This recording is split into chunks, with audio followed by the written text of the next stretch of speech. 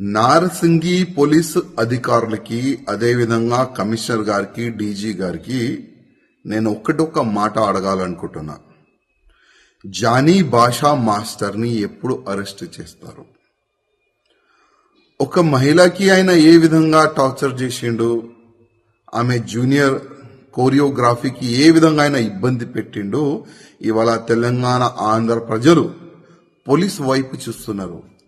ఎప్పుడు ఆ దొంగకి ఆ లవ్ జిహాదీకి ఎప్పుడు అరెస్ట్ చేసి నిజాలు బయట పెడతారని తెలంగాణ ఆంధ్ర ప్రజలు ఎదురు చూస్తున్నారు.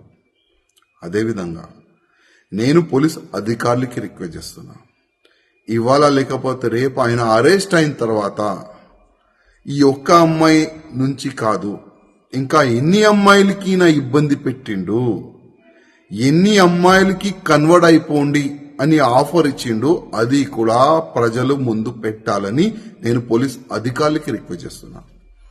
ఇవాళ బాలీవుడ్కి ఇంకొకసారి ఒక నల్ల మచ్చ తీసుకొని రానికి ప్రయత్నం చేసిన ఈ జానీ భాషా మాస్టర్, ఇట్లాంటి చాలా మంది ఉండొచ్చు, ఇంతకుముందు ఉన్నారు కూడా.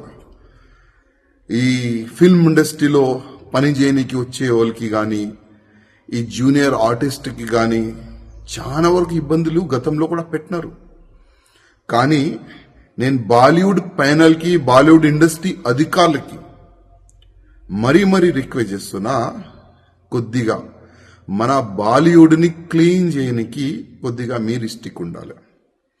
ఇట్లాంటి ఎవరైనా మహిళలకి ఇబ్బంది పెడితే, కన్వర్ట్ గురించి ఆఫర్లు ఇస్తే ఇంకొకసారి బాలీవుడ్లో అయినా కాలు పెట్టకూడదు. ఆ విధంగా మీరు ఒక చట్టం తీసుకొని రాండని నేను బాలీవుడ్ ప్యానల్కి నేను రిక్వెస్ట్ చేస్తున్నా. ఎందుకంటే ఇవాళ చాలా వరకు ప్రజలు హీరో హీరోయిన్ చూసి వాళ్ళకి ఫాలో అవుతారు, చాలా వరకు ఫ్యాన్స్ ఉంటారు. కానీ ఇట్లాంటి కొంతమంది వల్ల మొత్తం బాలీవుడ్కే చెడ్డ పేరు వస్తుంది.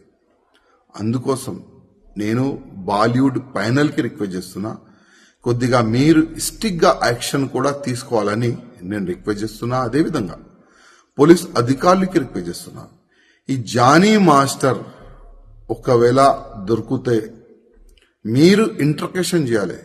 ప్రేమ ఇంటర్కేషన్ కాదండి. ఏ విధంగా ఒక దొంగకి, ఒక రౌడీ చేసేవాడికి, ఒక మర్డర్ చేసేవాడికి ఏ విధంగా మీరు అది ట్రీట్మెంట్ చేస్తారు కదా, ఆ విధంగా ఈ జానీ భాషా మాస్టర్ కు కూడా ట్రీట్మెంట్ మంచి చేయాలి, మంచిగా పనిష్మెంట్ ఇవ్వాలి, నిజాలు బయటికి తీసుకుని రావాలని నేను పోలీస్ అధికారులు కూడా రిక్వెస్ట్ చేస్తున్నా.